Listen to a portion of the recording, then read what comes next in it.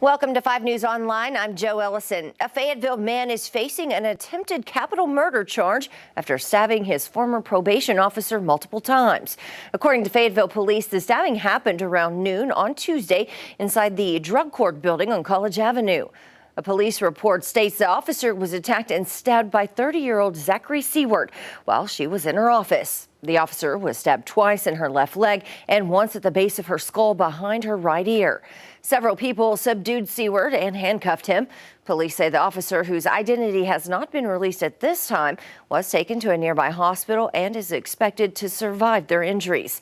Seward graduated from the drug court program in 2018 and was taken off probation about 5 months ago.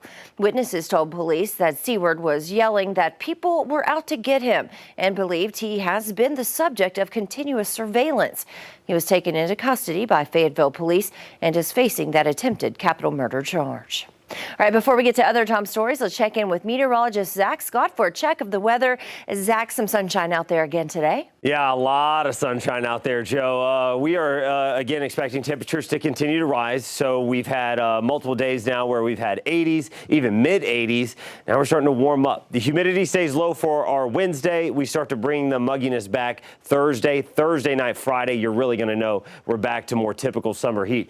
Upper 80s to some lower 90s. Again, most of the area is going to be about 88 to 90, 91 degrees here for your Wednesday afternoon. Wednesday night into Thursday, not quite as cool as this morning with all the 50s, but still a few 50s possible with mostly lower 60s.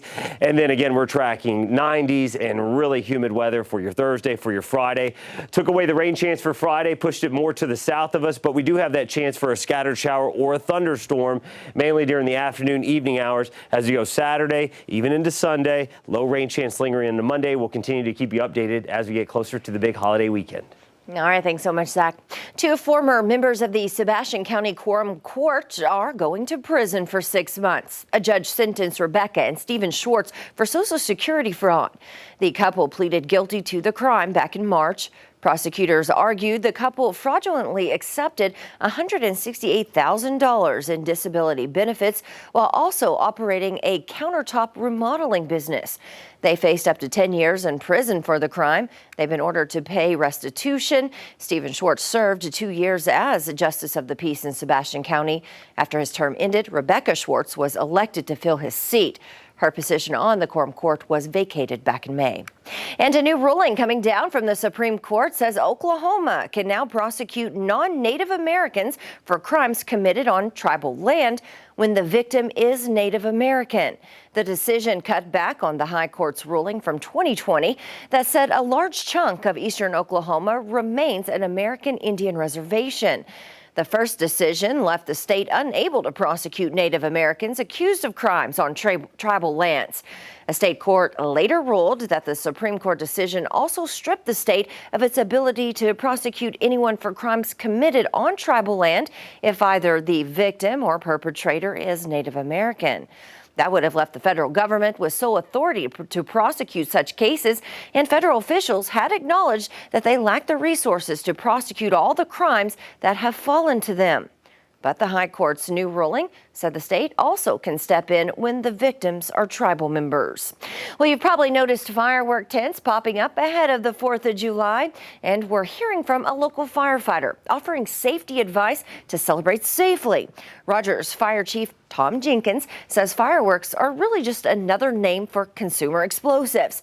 According to the U.S. Consumer Product Safety Commission, there were an estimated 11,500 emergency room treated injuries involving fireworks in 2021. For all fireworks sold, Jenkins is asking consumers to just turn the product over and read the label. Take the time to actually read the directions, see what that device is, keep it away from the house or anything else flammable, close your garage doors, and what we always say is make sure that your trash is bundled in a sealed bag so that there's not oxygen. If something is smoldering, it needs to be soaked real good before you put it in that bag. Now you can view more advice from Chief Jenkins by visiting this story right here at 5newsonline.com. Now the summer travel season also in full swing heading into this holiday weekend, and this Independence Day is shaping up to be busier than at any point in the pandemic. AAA predicts almost 48 million Americans will be traveling this 4th of July holiday. That's up about 3.7% from last year. A majority of those travelers will be hitting the roads. About 42 million Americans are expected to drive to their holiday destinations. About 3.5 million are flying this 4th of July. And another 2.4 million will travel by some other means like a bus, train, or even a cruise ship. Now, for anyone driving, the price of gas luckily fell slightly again. The national average has now dropped to $4.88. That's about 2 cents less. In Arkansas, it's $4.43. While Oklahoma drivers are paying slightly more than Arkansas at $4.57. Well, thank you for joining us here at 5 News Online. I'm Joe Ellison. Catch up with us again tomorrow for more news and weather right here. Have a great day.